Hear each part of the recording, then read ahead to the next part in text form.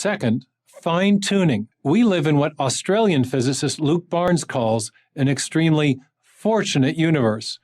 Right. I've seen Luke Barnes come up a few times before, huh? Casey made a good point. He says that we live in a fortunate universe, but fuck it if he doesn't come from Australia, where everything in Australia tries to kill you. But we live in a fortunate universe. So by fortunate universe, what he's talking about is the fact that the universe supports life. And this whole argument from fine-tuning is really short-sighted and myopic. But we've been able to run simulations on these constants that they claim are fine-tuned.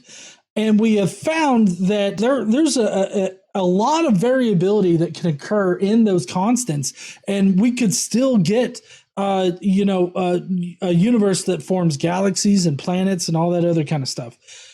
In fact, one particular study that I have linked down there, which I will say thank you to Vice Rhino for finding it, but they actually ran simulations on the cosmological constant specifically. If you don't know, the cosmological constant is slightly positive, but if it was slightly negative, it would actually maximize like the formation of galaxies and planets and stars. Like, so the fortunate universe is actually not this universe. It's kind of crazy to think that, oh, we live in a fortunate universe. No, we don't. There's been a few solutions to the whole fine-tuning proposed. For one thing, luck of the draw. Our universe popped into existence, and these are the constants that it had, and it permits life. Another universe could pop up with different constants in a different configuration, and it could also support life. We don't know the intricacies of our reality in that way. There are just so many things that we don't know. To claim that our universe is the only universe that can exist is to suggest that we have perfect knowledge about like our reality. And I'm not so full of myself that I'm going to sit there and say that, nor should anybody out there be. But also you have people like Stephen Hawking and some other people proposing that our universe began with all of these constants being in sort of a superposition where they hold every single value that they could possibly hold.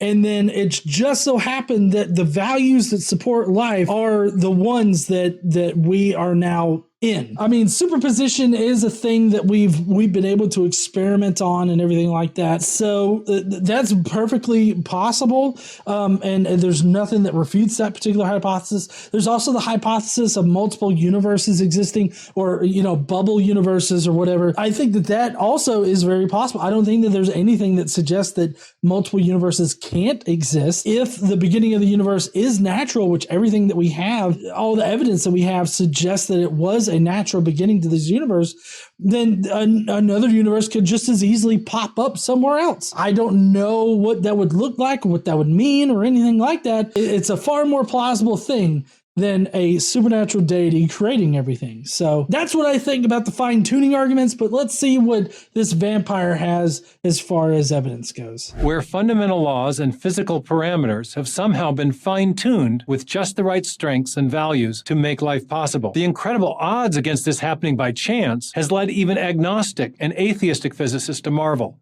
Who? Cite who? Tell me, who are these agnostic and what I'm looking for out of Meyer here is a list of atheist and agnostic physicists that do this. Apologists always like to say that, many people have been marveled by this, and they never give a list. So I'm eager to see if he has a list. If he does, great.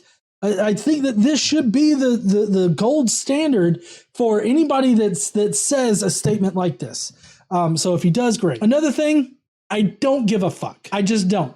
I don't give a fuck if anybody in particular is marveled at how complex reality is. I really don't care. What I care about is the evidence and whether that evidence supports the idea that a deity exists, or some intelligent supernatural being, some being that exists outside of our universe and also within our universe, or something like that. Like, I just care about the evidence. I don't care what anybody else thinks about it. As British physicist Paul Davies has exclaimed, the impression of design is overwhelming. All right, not to shit on Paul Davies too much, but Davies is kind of somewhat similar to a deistic type of person.